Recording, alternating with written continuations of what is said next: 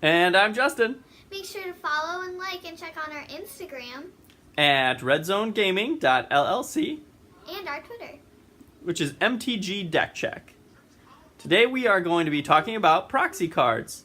And when I think of proxy cards, I think of cards that are used to take the place of another card in your Magic deck. I personally like to use proxy cards that are made by other people, sometimes myself, and I use them to just fill in my deck. Now, some people will use proxy cards for more evil reasons, like they'll make them and try to fool people into thinking that those cards are the real deal. I don't like to do that. Right. Those are more so fakes. Is your hair all good? Yeah. Okay. I don't agree with that. I don't think fakes are right.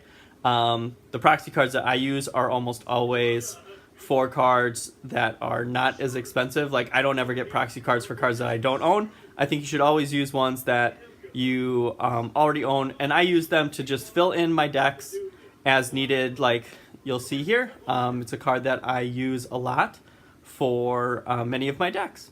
So if you are interested in the works of the person who made these proxies, I will include that in the show notes below. So feel free to check those out. Otherwise, let's look at the card. Okay, so the first proxy that I want to show you is for a card that is a very good EDH staple, especially if you're playing red. It's Anger.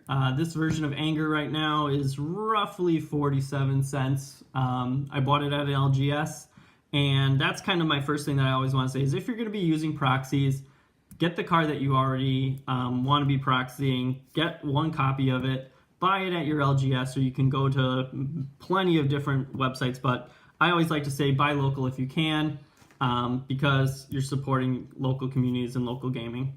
Now, the person that I got these proxies from is Atomic Ashes on Instagram. Feel free to check him out.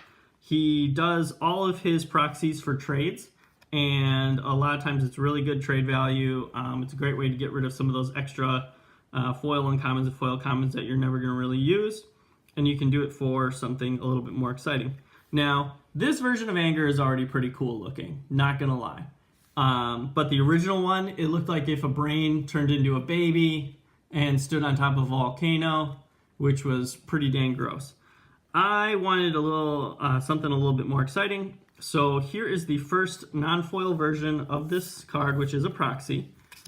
And there it is. Now, with these proxy cards, and you can even see it already, is that these proxy cards have a little bit of a sheen to them. It's a more plastic, waxy feel.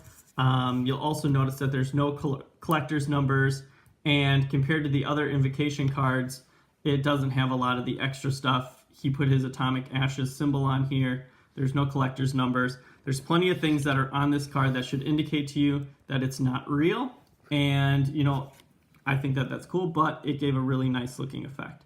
Now, this is a non-foil version. Taking a look at the original foil versions that he had, this is the rainbow foil style. I'll hold it up a little bit so you can see it more. The rainbow foil style was real cool, but when it's inside of a sleeve, it actually makes it a little bit more difficult to see.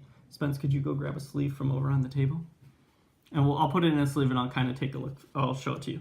This is the new version of the foil. It is still real shiny. I like this one because it's more of like a mirror shine, which is kind of cool. And they're actually a lot easier to read compared to the rainbow foil ones, just because the rainbow foil, again, out of a sleeve doesn't look too bad, but inside of a sleeve it's a little bit more difficult. Oh, and this sleeve is brought to you by Oracle Inserts, which is kind of cool. But you can see how it's a little hard with the rainbow sleeve to see what the card reads. I have to tilt it in a certain manner in order to take a look at it, which if you compare that to a regular card, it's still very easy to see the card. I don't have to tilt it a certain way to see it. And then going right along with that, with the shiny version, putting it inside of a sleeve, you can still read it pretty easily, which is nice.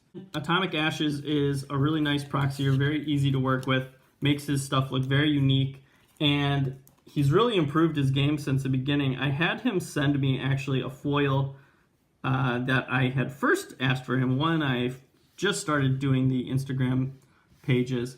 This was an Imperial Recruiter. I got a copy of it in M25, but I wanted to have something that looked a little bit more, I don't know, mystical. I like this one a lot. And this was the original foil process. It's very grainy. You can actually kind of see the grain on it. It feels like you've been playing this card on the sidewalk unsleeved for a while, which isn't the case. But here's a new version of it. Again, it's got that nice foil treatment on it, very shiny, and it doesn't have that grain that the other card had. So these are very nice, high-quality sleeves or proxies. You can't tell the difference between a proxy card and the real card in a sleeve, which is nice. And just as something that's kind of interesting, I've had these cards sitting out unsleeved for about 3 days now, and it's kind of hard to tell, but there's very little curling on these, so they actually hold up really, really well, even outside of the sleeves in a more warm environment, because I just wanted to test it out and see what it was really like. So if you have any questions, feel free to message me here, Instagram, or Twitter.